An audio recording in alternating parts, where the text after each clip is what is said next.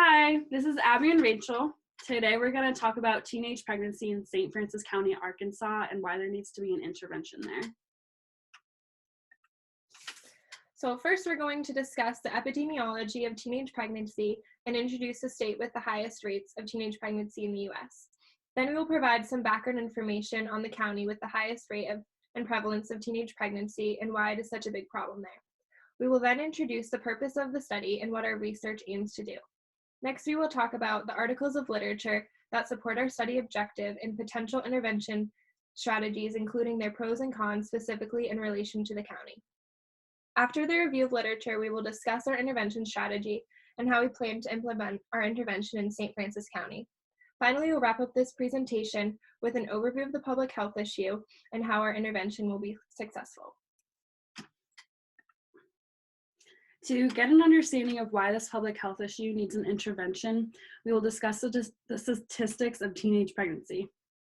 4 in 10 teenage females become pregnant at least one time before they turn 20 years old. 50% of teen pregnancies occur in the initial 6 months of having intercourse. Arkansas has the highest teen pregnancy rate. 32.8 per every 1,000 teen females in Arkansas gave birth, and in St. Francis County, there were 97 births per 1,000 females in 2013. This picture depicts Arkansas with the highest rate of teen births in all of the United States. So a teenage pregnancy is a pregnancy that occurs in a girl who's between the ages of 15 and 19 years old. And since 1991, teenage pregnancy has actually decreased, but this still is a pretty big public health issue because in 2017, 194,377 babies are born to teenage females. The rates of teen pregnancy in the U.S. are the highest in the state of Arkansas, specifically in St. Francis County. St. Francis County is one of Arkansas's most rural counties, and it's very alarming to see the amount of money that goes into the cost of teen childbearing instead of spending money for forming prevention techniques, because in 2008, teen childbearing in Arkansas cost $143 million.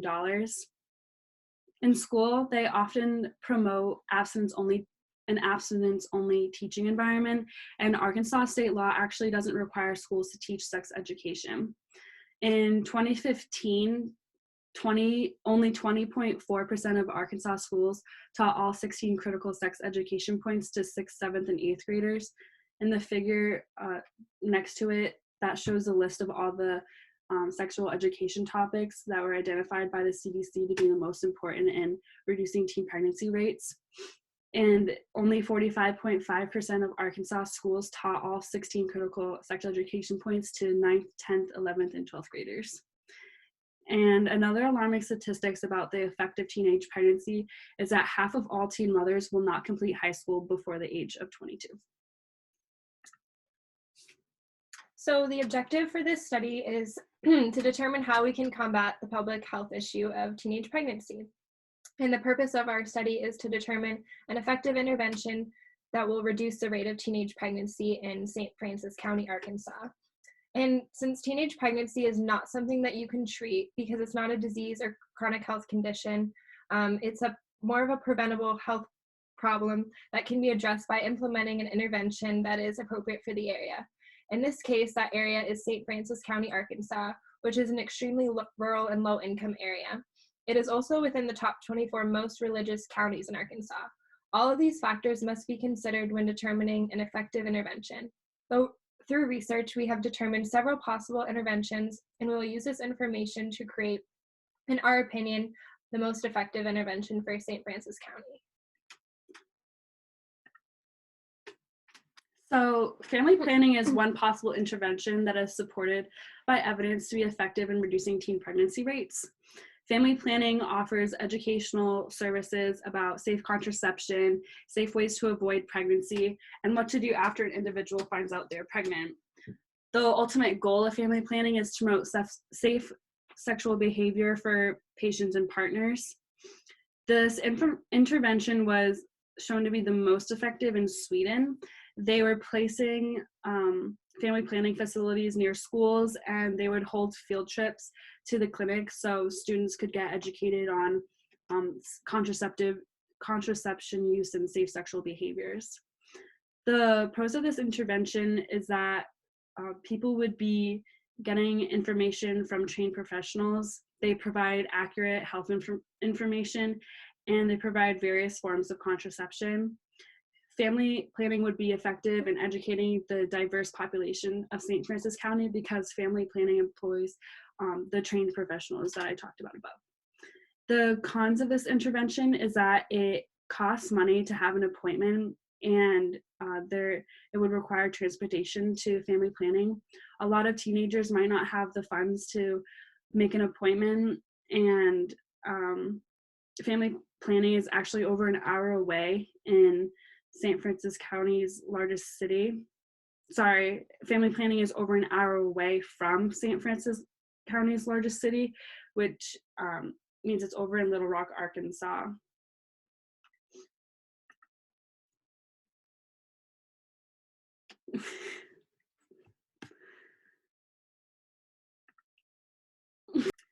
So another intervention that we researched was sex education. There was a Baby Think It Over program that used infant simulators to give teens real life experience of what it's like to be a parent. And this was implemented in Long Beach, New Jersey in their sex education curriculum. And it had a high success rate in reducing teen pregnancy. The Reducing the Risk program is an HIV prevention program, and that showed positive effects for delaying intercourse, which was 12 to 31 months after the program ended, and that did delay intercourse. Then the Service Learning Program, it doesn't affiliate with sex education. Instead, it provides volunteer opportunities for teens where they can go out in the community and learn about healthy behaviors and how to help others. The pros of all three of these is that they do delay intercourse, they decrease the rates of pregnancy, it increased condom use, and the pro of the Service Learning Program and that is that teenagers get involved in their community and they're using their time productively. The cons is that it's very costly for the infant simulators, and it may be against, and some of the teachings may be against religious beliefs, especially in St. Francis County, where they are one of the most religious counties in Arkansas. And sex education is also not required by Arkansas state law. The third intervention that we looked at was peer mentoring and peer counseling. And there were a couple of programs that showed this to be an effective intervention strategy. So one of these was the Ripple Project, which actually took place in the UK, where students aged 16 to 17 provided sex education to students aged 13 and 14. And this was seen to be effective in reducing rates of sexual intercourse, and also that the students who were being educated by their peers felt more comfortable asking questions about sex and just listening to the advice of their peers rather than what their teachers were teaching them. And a similar program was the peer counseling program that took place in Virginia, specifically for African American girls. And in this program, girls aged 12 to 16 acted as peer mentors for their peers, and they held weekly discussions once a week for 8 weeks about sex education, STD prevention, pregnancy prevention, and just overall health and well-being. And this program, no one became pregnant over the course of 8 weeks. The sexual intercourse actually decreased and more people started using forms of protection while they were having sex. The pros of both of these programs were that while teens were engaged with the peer mentors and counselors, none of them became pregnant. There was also an increased knowledge about sex and using protection from people that were their own age. More teens started using forms of contraception as well. The cons to this, specifically in St. Francis County, is that it's a very rural area, so it might be hard to find people who want to be peer counselors for a program like this. And people that do apply to be peer counselors, they might not be qualified and have the right amount of education. These programs were also shown to be most effective for teenagers that had never had sex. So for these programs to be implemented, they might only be as effective if they're being provided to teens who have never engaged in any sexual behaviors. So the policy intervention that we think would be most fitting for St. Francis County, Arkansas is a hybrid of the service learning program and peer counseling. This is the most appropriate for this area because the participation would be voluntary and the basis would not be around sex education, but rather providing volunteer opportunities for teenagers in the community. The peer counselors would be more effective to lead group discussions because they are the same age as their peers, and we'd hope that the teens would be more likely to ask questions and take advice from them. So the focus of this program would be on character building, forming interpersonal skills, filling the teens' time with productive activities rather than them engaging in unprotected sex. The peer counselors would facilitate group discussions about healthy behaviors, so not just sex education, but also just making overall healthy lifestyle choices. It would provide a safe and open environment to discuss topics that aren't talked about in schools, and overall we'd hope that it would help reduce the teenage pregnancy rates. So what we decided to do to implement this plan into St. Francis County is make each school district in St. Francis County responsible for gaining volunteers for their program and acquiring competent and willing peer counselors.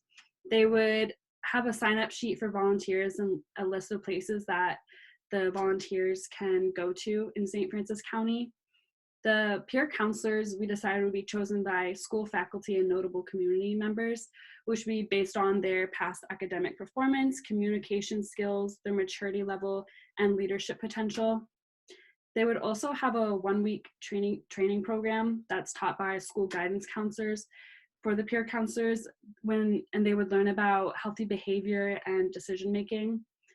They would use those skills that they learned in that one-week training program to hold a discussion one day each month where the peer counselors would be responsible for talking about sexual health, pregnancy, mental health, drug use, and alcohol use. So it's important to realize that the size of the program will differ based on the size of the school and the number of volunteers that are needed at a particular location. And in order to promote this hybrid program in St. Francis County, the things that should be highlighted is the ability to gain volunteer hours, helping out their community, learning about healthy behavior, and community members and school faculty in charge of organizing this program should reach out to national organizations such as Family Planning to help out with funding. So what we've learned from this study was that one single intervention alone will not be enough to address the public health issue of teenage pregnancy, and a hybrid program that we just discussed, including the service learning program and peer counseling, would be the most effective in St. Francis County because this program is low cost and it gets teenagers involved in their community. Also helps keep them productive, and ultimately we hope that it'll help reduce teenage pregnancy rates. Thank you. These are resources.